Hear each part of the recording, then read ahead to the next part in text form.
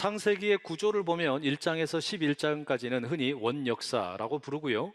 12장부터 마지막 50장까지는 이스라엘의 굵직굵직한 이 족장들의 이야기를 소개해 줍니다. 아브라함, 이삭, 야곱, 요셉의 이야기예요. 그 가운데 37장에서 50장에 이르는 가장 큰 범위를 요셉의 이야기로 할애하고 있습니다. 그런데 그 요셉의 이야기 가운데 다른 인물들의 이야기가 이렇게 좀 부각이 되는 경우가 있어요. 오늘 본문과 같은 경우입니다. 오늘 본문에서는 요셉이 아니라 그의 아버지인 야곱이 주인공으로 드러나고 있습니다. 이 말씀의 배경이 이런 거죠. 지금 가나안 땅에 살고 있는 야곱과 그의 가족들, 이들이 지금 기근에 시달리고 있습니다. 전 세계가 다 경제 공황을 겪고 있어요. 먹을 게 없어요. 그런데 저기 남쪽에 애굽에 가면 먹을 게 많다는 소식을 듣습니다. 그래서 아버지 야곱이 아들들에게 식량을 좀 구해 오라고 애굽으로 보냅니다. 그리고 여차저차 수많은 가지 일들이 있은 후에 아들들이 드디어 이제 곡식을 잔뜩 구해서 가나안 땅 아버지의 집으로 돌아가게 됩니다. 그런데 이 아들들이 아버지인 야곱에게 충격적인 이야기를 들려줘요. 아버지가 제일로 사랑했던 요셉이라는 아들이 살아있다는 거예요. 기가 막힐 노릇이죠. 그냥 살아있는 게 아니라 애굽의 최고 권력자 총리가 되었다라고 이야기를 해줍니다. 이 아들들의 이야기를 듣고 아버지 야곱이 믿지를 못해요. 어리둥절한 상태가 됩니다. 당연히 그럴 수밖에 없죠. 요셉의 나이 17살에 그를 잃어버렸습니다. 그리고 20년이 넘는 세월이 흘렀습니다. 그런데 그 아들이 살아있다니까, 그것도 애굽의 총리로 있다고 그러니까 이 기가 막힌 거예요. 너무 놀라운 일입니다. 충격적인 일입니다. 너무나 낯선 일이 야곱에게 찾아온 겁니다. 야곱이 어리둥절한 상황 가운데 있는데 이 소식을 듣고서 심장이 멎는 것 같은 그런 충격을 받는데 정신을 차리게 됩니다. 아들 요셉이 자기를 태우려고 보낸 수레를 보고 정신을 차렸다. 성경이 그렇게 적고 있습니다. 야곱은 이때 요셉이 살아있다는 이야기를 들었을 때 감사했을까요? 안 했을까요? 당연히 감사했겠죠. 죽은 줄만 알았던 아들이 살아있다 그러니까 이게 얼마나 좋은 일입니까? 기쁜 소식이잖아요. 그러니 야곱은 감사했을 겁니다. 분명히 감사했을 거예요. 당연한 일입니다. 이상할 게 조금도 없어요. 그런데 야곱의 이 감사를 우리가 조금 더 살펴보게 되면 우린 이렇게 말할 수 있어요. 이것은 낯설음에 대한 반응이다라고 말입니다. 이 야곱에게 지금 낯선 소식이 전해진 겁니다. 죽은 줄 알았던 아들이 살아있다라는 거, 분명히 낯선 소식이에요. 이 낯선 소식을 듣고 이것을 끌어안으니까 감사가 나올 수밖에 없죠. 그죠? 그런데 두 번째 낯설음이 또 있어요. 요셉이 살아있다라고 하는 것도 낯선 소식이었지만 뒤이어 이어지는 요셉의 초청장이 있습니다. 그게 뭡니까? 가나안 땅에서 애굽으로 내려오라라는 요셉의 초청이에요. 이건 역시 낯선 일입니다. 무척이나 망설여지는 일입니다. 왜 그렇습니까? 약속의 땅인 가나안을 떠나야 하기 때문입니다. 하나님의 약속이 주어진 땅이고 자신에게 익숙한 땅이고 추억이 서려있는 땅인데 이 가나안을 떠나서 애굽으로 오라고 그러니 이게 쉬운 일이 아니죠. 다시 말하면 감사하기 쉽지 않다는 이야기입니다. 여러분, 야곱이 이것마저도 감사했을까요? 이런 낯설음마저도 감사했을까요? 다시 말하면 우리 인생을 가만히 보면요, 낯선 일들이 얼마나 많이 찾아오는지 몰라요. 올 한 해만 해도 아마 여러분들의 삶을 가만히 살펴보세요. 좋은 것이 낯설게 다가오는 경우도 있고 때로는 불편하고 어려운 일이 낯설게 다가오는 경우도 왜 없었겠습니까? 3억밖에 하지 않던 집값이 갑자기 폭등을 하더니 6억이 되었어요. 낯선 일이잖아요. 한 주에 5천 원짜리가 갑자기 10,000원이 되었습니다. 낯선 일이잖아요. 자녀가 본래 생각했던 대학교보다 훨씬 좋은 스카이에 합격을 했어요. 낯선 일이에요. 여러분, 우리에게 이렇게 낯선 좋은 소식들이 들려올 때가 있습니다. 그 소식을 끌어안으면, 그 낯선 소식을 우리가 끌어안으면 당연히 감사할 수 있게 되겠죠. 그런데 우리에게 이 낯선 일들이 좋은 것만 있는 건 아니에요. 때로는 슬픈 일도 있고 가슴 아픈 일도 있고 어려운 일들도 찾아오기 마련입니다. 갑자기 암 진단을 받는 거 낯선 일입니다. 갑자기 6억을 하던 집값이 폭락을 해서 5억, 4억이 되는 거, 이건 낯선 일이에요. 갑자기 이자가 2%밖에 안 했는데 5%, 6%, 7%로 올라가는 거 분명히 낯선 일입니다. 갑자기 착하고 공부 잘하던 아이가 삐뚤어지는 거, 야, 이거 부모 입장에서는 너무 낯선 일이에요. 여러분, 과연 이런 낯선 일도 끌어안으실 수 있겠어요? 이런 낯선 일도 끌어안으시고 감사로 반응하실 수 있겠느냐라는 말입니다. 과연 내게 찾아오는 수만 가지 낯설은 일들이 있는데 이 가운데 좋은 것들은 끌어안기 좋지만 불편하고 어려운 것들도 끌어안을 수 있겠느냐는 말이에요. 그리고 감사하실 수 있겠느냐라는 말이죠. 오늘 우리는 본문 속에서 야곱을 통해 그 가능성을 한번 살펴보려고 합니다. 오늘 본문 바로 앞에 나오는 45장 28절에 이런 말씀이 있어요. 이스라엘이 이르되 조카도다, 내 아들 요셉이 지금까지 살아있으니 내가 죽기 전에 가서 그를 보리라 하니라. 여러분, 이 구절에 의하면 야곱은 별다른 고민하지 않고 애굽으로 내려갈 것처럼 보여요. 그죠? 애굽으로 바로 내려갈 것처럼 보입니다. 그러나 오늘 본문을 읽어보면 결코 그렇지 않습니다. 야곱이 지금 이 가나안 땅을 떠나서 애굽으로 가는 일, 상당히 고민스러운 일입니다. 46장 1절에 이런 말씀이 적혀 있어요. 이스라엘이 모든 소유를 이끌고 떠나 브엘세바에 이르러 그의 아버지 이삭의 하나님께 희생 제사를 드리니. 여러분, 야곱은 지금 일생일대의 결정을 내리는 겁니다. 중요한 선택을 하는 겁니다. 애굽으로 내려가겠다라고 하는 거 대단히 어려운 일입니다. 이민을 가는 겁니다. 집안에 있는 모든 살림을 다 처분을 하고 가족들 70여 명을 다 데리고 전체가 함께 이민을 가는 거예요. 이 나라 대한민국에서 살림을 다 정리해가지고 먼 다른 나라로 가는 것처럼 지금 가나안 땅에 살고 있던 모든 가족들이 살림 다 처분하자, 이제 우리 이민 가자, 애굽으로 가겠다는 겁니다. 어찌 여러분 이게 쉬운 일이 되겠냐라는 말이에요. 삐끗하면 더 이상 만회할 수 있는 찬스도 없는 일입니다. 그런데 이들이 지금 가려고 하는 곳이 어디입니까? 애굽이에요. 애굽이 어떤 곳이냐? 야곱의 할아버지였던 아브라함의 경우를 한번 생각을 해보세요. 아브라함이 애굽에 내려갔다가 자기 아내 사라를 누이라고 속이면서까지 생명을 유지하려고 했던 곳입니다. 쉽지 않은 곳이에요. 결코 만만한 곳이 아니라는 이야기입니다.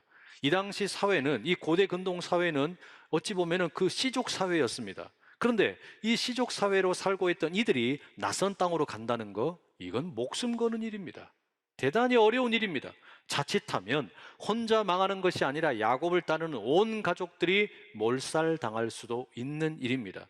지금 이런 위험한 선택을 내리고 있는 것이죠. 더욱이 이 결정은 가나안 땅을 떠나는 일이에요.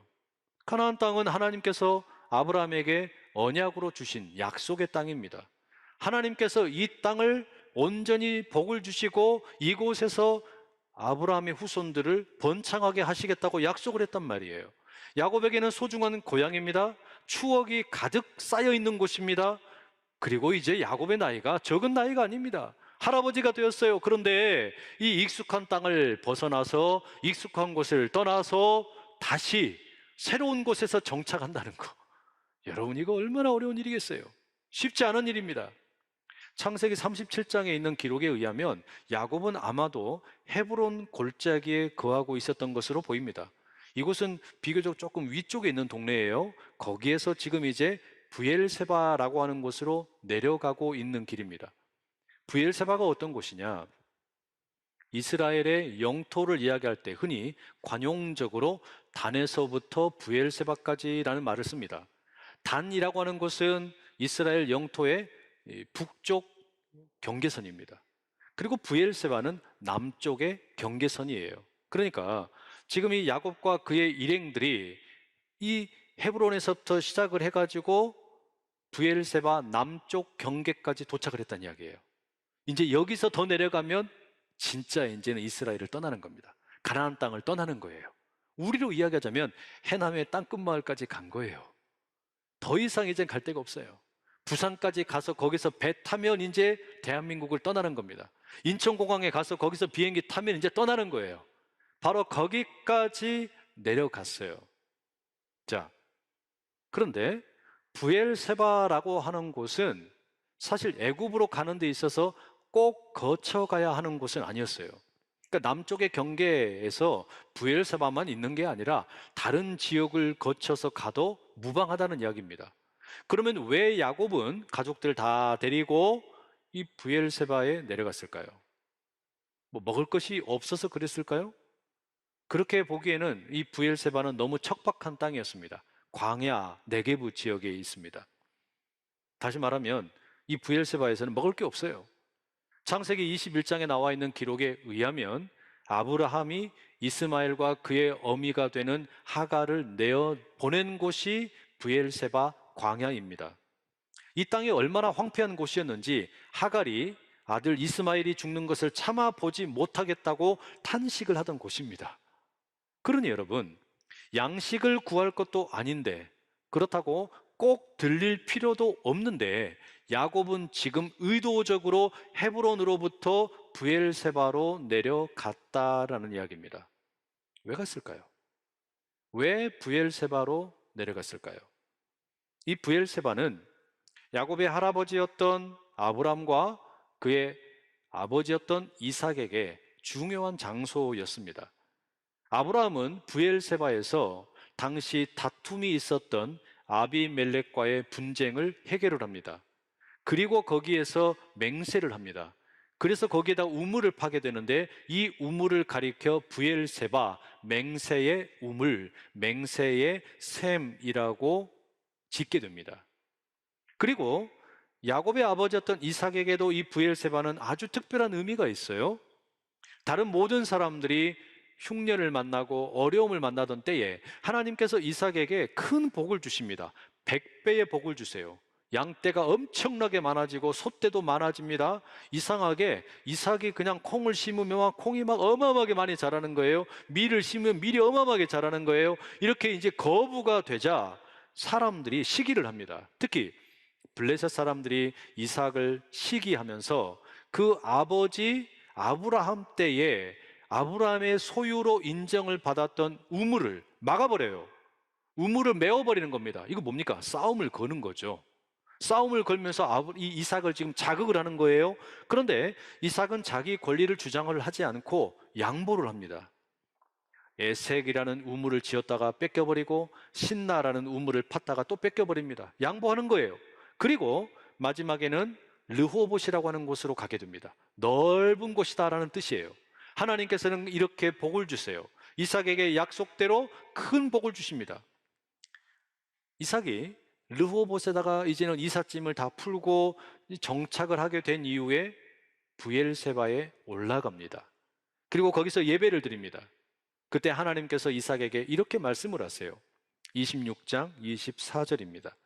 그 밤에 여호와께서 그에게 나타나 이르시되 나는 네 아버지 아브라함의 하나님이니 두려워하지 말라. 내 종 아브라함을 위하여 내가 너와 함께 있어 네게 복을 주어 네 자손이 번성하게 하리라 하신지라. 여러분, 이 브엘세바가 어떤 곳입니까? 이삭이 하나님에게 예배를 드리고 하나님에게 기도를 드리고 하나님을 만나고 하나님의 음성을 들은 곳이에요. 그리고 무엇보다도 하나님의 약속을 재확인하는 곳이었습니다. 다시 말하면 아브라함과 맺었던 언약이 이삭에게도 여전히 유효하다라고 하는 것을 확인해 준 자리가 브엘세바 우물이었다라는 이야기예요. 바로 그게 브엘세바입니다. 자, 그럼 여러분, 야곱이 왜 브엘세바로 내려갔는지 우리가 짐작을 할 수가 있어요. 왜 내려갔겠습니까? 이삭이 그리했던 것처럼 야곱은 확인받고 싶은 거예요. 하나님에게 확인을 받고 싶은 겁니다. 지금 야곱은 인생에 아주 대단히 중요한 결단을 내리고 두 개의 낯설음을 마주하게 되었어요. 요셉이 살아있다라고 하는 낯설음, 그리고 애굽으로 내려가야 한다라는 낯설음입니다. 이 결정 가운데 지금 야곱은 확인을 하고 싶은 겁니다. 과연 내가 애굽으로 내려가는 것이 하나님이 기뻐하시는 뜻일까?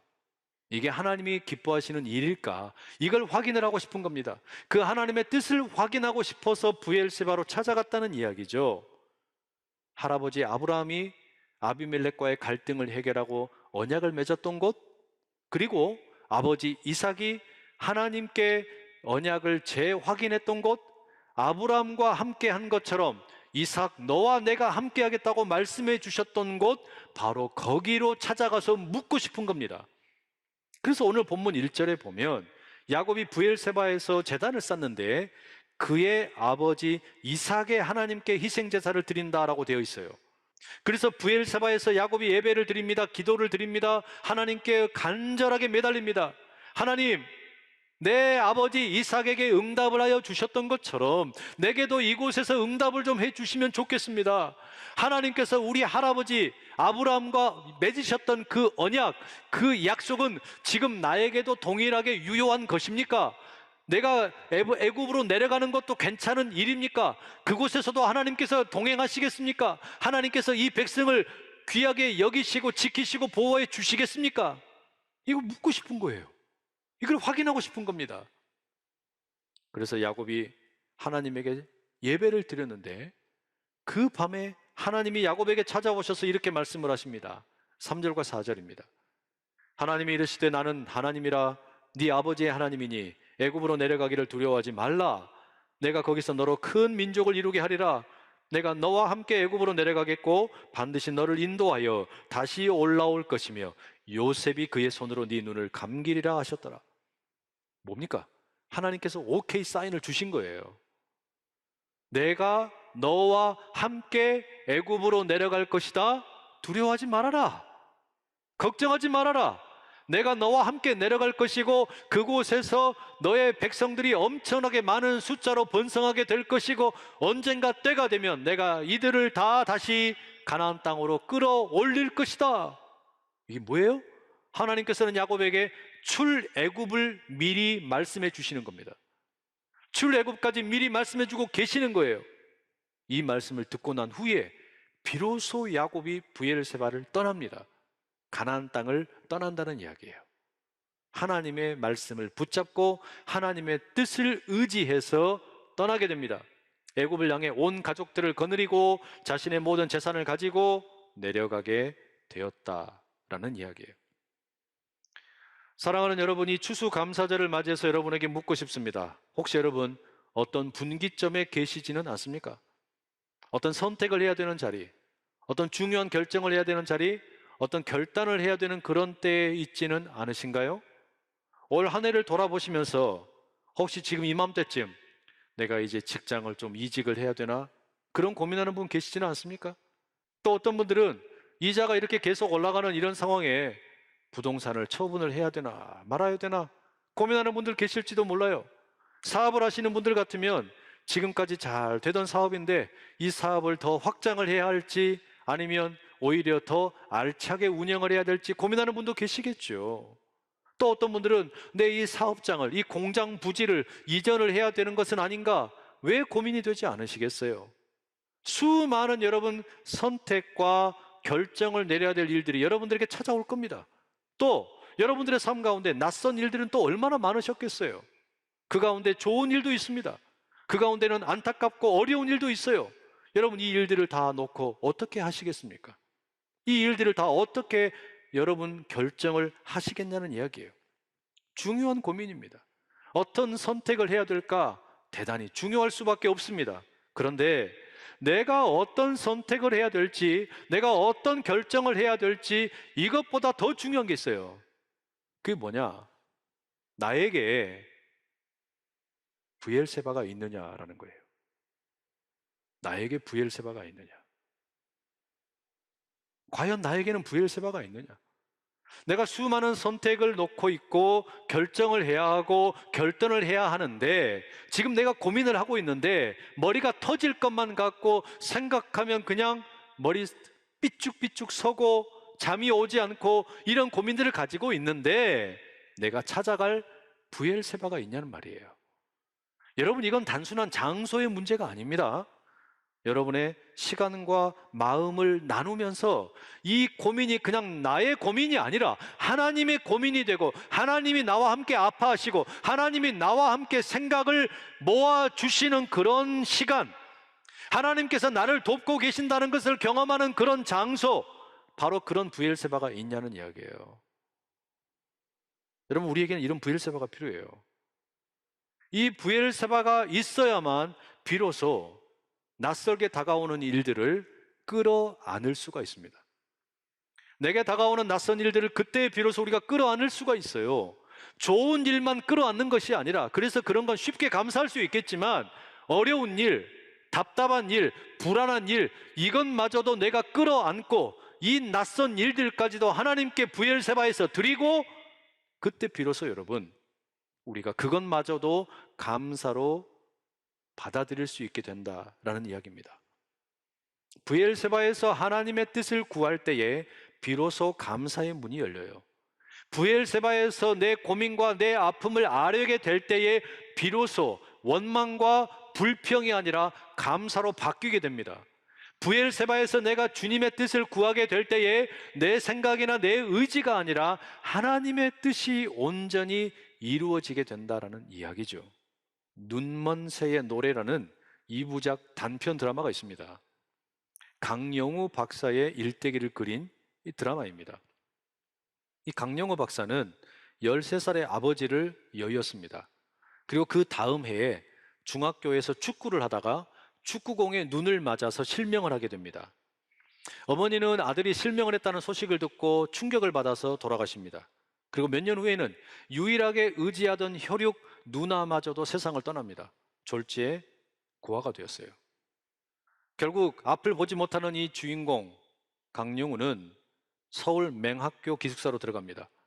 암흑 같은 10대 시절을 보내게 됩니다. 모든 것이 원망스럽고 불평할 수밖에 없는 그런 조건입니다. 그때 그에게 한 말씀이 들려옵니다. 내가 가지지 못한 한 가지로 인해서 불평하는 대신에 내가 가지고 있는 10가지로 인해서 감사하자. 이와 같은 이야기를 듣게 되는 거예요. 그리고 삶의 방향을 바꿉니다. 내가 가지고 있는 것이 무엇인가 그걸 찾기 위해서 열심히 공부하게 되고, 이 무렵에 자원봉사자로 찾아온 석은옥 씨와 인연이 되어서 훗날 결혼까지 이르게 됩니다. 끈질긴 노력 끝에 연세대 교육학과에 입학을 하게 되고 29살의 나이에 대한민국 최초의 정규 유학생이 되어서 미국 유학길에 오릅니다. 미국으로 건너간 지 3년 8개월 만에 박사학위를 마치게 되고, 이어서 2001년에는 당시 미국의 부시 행정부에서 한인 역사상 최고위직이었던 백악관 국가장애위원회 정책 차관보로 발탁이 됩니다. 참 영광스러운 일이죠. 마치 요셉의 인생을 보는 것 같습니다. 그러나 안타깝게도 2011년 67세가 되던 해에 갑작스런 췌장암 발견으로 시한부 삶을 선고받습니다. 청천벽력 같은 말기 암 선고를 받았지만 그는 자신의 죽음을 안타까워하고 슬퍼하는 지인들에게 마지막 편지를 씁니다. 작별 편지를 이렇게 써내려갔다고 해요. 두 눈을 잃고 한평생 너무 많은 것을 얻었습니다. 사랑하는 사람들에게 이렇게 작별 인사할 시간을 허락받았으니 얼마나 축복인가요? 여러분들로 인해 저의 삶이 더욱 사랑으로 충만했고 은혜로웠습니다. 감사합니다. 이 강영호 박사의 삶은 낯설음의 연속이었습니다. 낯선 일들이 계속해서 몰려오는 일이었어요. 너무나 불편하고 안타깝고 힘겨운 낯선 일도 있었죠. 눈이 멀어지고 온 가족들 다 잃어버리는 고아가 되는 일입니다. 그런가 하면 한편으로는 또 다른 낯선 일도 있었어요. 미국의 최고의 행정부 요원이 되는 일까지 경험을 했습니다. 출세를 한 겁니다. 그러다가 다시 또 낯설은 일이 찾아옵니다. 원치 않는 병마가 찾아온 거예요. 그런데 이 강영호 박사가 내리는 결론이 뭡니까? 그것이 내게 좋은 것이든 아니면 너무나 불편하고 어려운 것이든 이 모든 낯설음을 그는 끌어안습니다. 그리고 마지막 인생을 정리하면서 사랑하는 사람들에게 남기는 두 글자가 뭡니까? 감사였던 거예요. 낯설은 일들을, 그것이 좋은 것이든 불편한 것이든 끌어안고 브엘세바로 내려가서 하나님의 뜻을 구하면 우리에게도 남겨지는 두 글자는 딱 감사밖에 없습니다. 사랑하는 여러분, 지금 어떤 낯설음을 맞이하고 계십니까? 올 한 해를 가만히 돌아보세요. 어떤 것은 좋은 것이고 또 어떤 것은 참 불편한 것이었을 거예요. 그런데 여러분, 그것이 좋은 것이 되었든 불편한 것이 되었든 우리 모두 그 모든 낯설음을 가지고 브엘세바로 내려갈 수 있기를 간절히 소망합니다. 그러면 우리 주님께서 그 문제가 우리만의 문제가 아니라 하나님의 함께 고민하시는 문제가 되고 하나님의 뜻을 분별하는 과정으로 우리를 초청하시고 우리 주님께서 친히 낯설음을 껴안는 우리에게 감사의 문을 열어 주실 겁니다. 주님께서 우리에게 이렇게 말씀을 하십니다.